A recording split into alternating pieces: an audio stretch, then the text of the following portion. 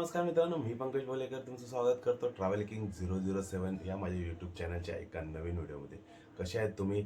भरपूर दिवस आपण भेटलो नाही, कारण व्हिडिओज मी अपलोड करत नव्हतो, कारण माझी तब्येत पण ठीक नव्हती आणि मी थोडा बिझी होतो, त्यामुळे मला व्हिडिओ बनवता आले नाही.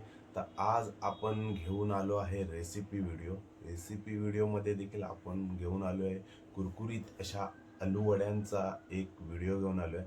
तर तुम्ही हा व्हिडिओ नक्की बघा, कारण आलूवड्या ह्या महाराष्ट्रात तर खूप प्रसिद्ध आहे आणि प्रत्येक माणसाला आवडतात आणि प्रत्येक माणसांच्या वेगवेगळ्या बनवण्याच्या पद्धती असतात आलूवड्या.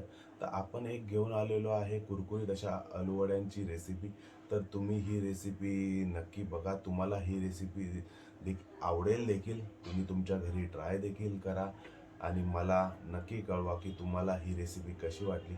जर तुम्हाला माझा हा व्हिडिओ आवडला तर त्याला लाईक करा, शेअर करा आणि माझ्या चॅनलला सबस्क्राईब करा. धन्यवाद. A few moments later.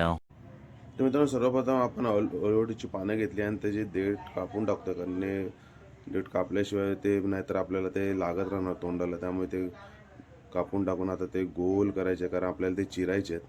आपण नॉर्मल अळूवडी बनवत नाही, आपण तुकडे करून चिरून कुरकुरीत अशी अळूवडी बनवते. त्यामध्ये आपण तीळ टाकलेत, आता जिरा, मसाला, गूळ, हळद मिश्रण टाकलं आहे. त्याबरोबर अद्रक लसूणची पेस्ट टाकून, चण्याचं पीठ म्हणजे बेसन, आणि त्यामध्ये आता चिंचेचं पाणी टाकून आपण मिक्स करतो आहे. आणि मिक्स केल्यानंतर अजून आपण ह्याच्यामध्ये थोडं चण्याचं पीठ टाकलं आहे.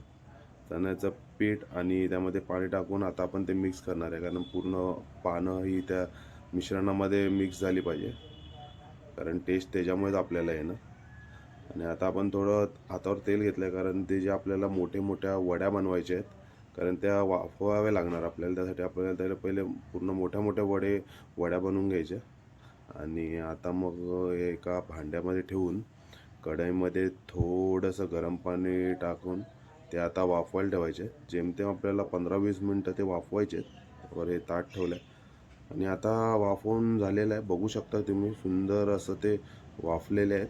आता एका कढईत तेल गरम करायला ठेवायचं आहे आणि त्या वाफलेल्या ज्या वड्या आहेत त्यांचे आपल्याला छोटे छोटे पीस करून घ्यायचे आहेत, कारण ते आपल्याला आता फ्राय करायचे आहेत. आणि आता हे तेल तापल्यानंतर आपण ते जे पीस केलेले ते याच्यामध्ये तळलेले आहेत. याला आता हिरवा कलर आहे, आपल्याला ते लालट करायचे आहेत जेव्हा ते पूर्ण असे फ्राय झालेले असतील. आणि तुम्ही बघू शकता आता किती सुंदर असे फ्राय झालेले आपण एका प्लेटमध्ये काढलेले. आणि आता या खायला.